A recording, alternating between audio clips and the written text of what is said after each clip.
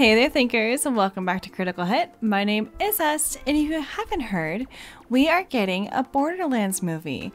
I know, sounds great, until we realize who the cast will be. So, let's get into it, shall we?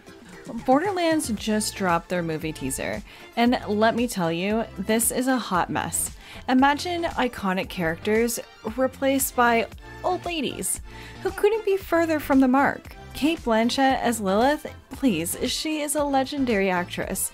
But let's be honest here, she is so far from Lilith as Dolly Parton is from Lara Croft. Let's also talk about Jamie Lee Curtis as Patricia Tannis. What were they even thinking? She's 65 years old, for crying out loud. It's like casting Morgan Freeman in a Magic Mike remake. And Tiny Tina, I'm confused. Isn't she supposed to be petite? Like her name entails? And spunky. But of course, they've beefed her up like Danny DeVito in a Superman suit. Don't even get me started on Claptrap. Jack Black might be a crowd favorite, but he's not suited to voice a quirky robot, just like Arnold Schwarzenegger is not suited to voice Pikachu.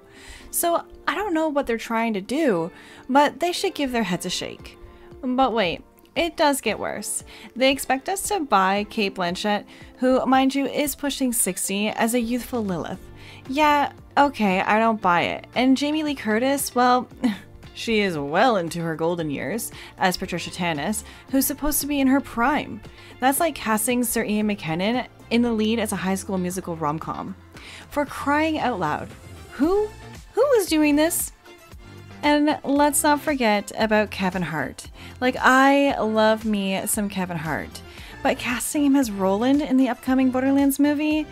Roland in the game is this stoic, tough-as-nails soldier, the kind of guy you'd want covering your back in a firefight. But Kevin Hart, he's known for his comedic chops, and not exactly my first choice as a hardened warrior.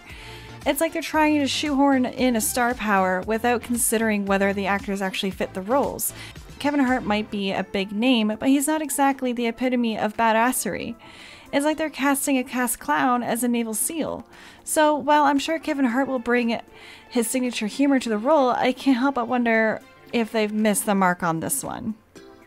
And let's talk about the politics of it all. They've butchered these characters, swapped out youth and beauty for age and maturity, and for what? Some misguided attempt on being woke? And I know people get all up in arms about saying woke this, woke that, but that's exactly what this is. It's woke. But perhaps the most infuriating part of this whole thing is the blatant disrespect for the source material. Borderlands has always been about humor and action, not this watered-down politically correct nonsense. That's like replacing Adam Sandler with Shakespeare.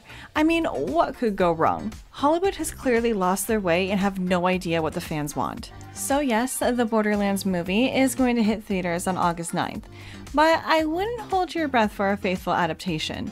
It's more likely to be a dumpster fire of bad decisions and clearly missed opportunities. I mean, just look at the track record of the recent video game adaptations. It's like Hollywood is clearly allergic to getting it right. Or, like I've said before, they are determined to destroy everything the fans loved. Let's not forget the franchise's shady origins, heavily inspired by an indie project without giving them the proper credit. Yes, it does leave a bitter taste in my mouth knowing the roots of Borderlands aren't exactly squeaky clean. Mind you, this movie feels more like the accumulation of that disregard for integrity. Borderlands 3 already had me rolling my eyes with its cringeworthy attempts at humor. It's like they hired a bunch of middle schoolers to write the script. Like, how many D jokes could you fit into one single game? It's like they were trying to aim for the lowest common denominator of comedy. It's funny, right? No, bunch of weebs. And then there's the they-them character.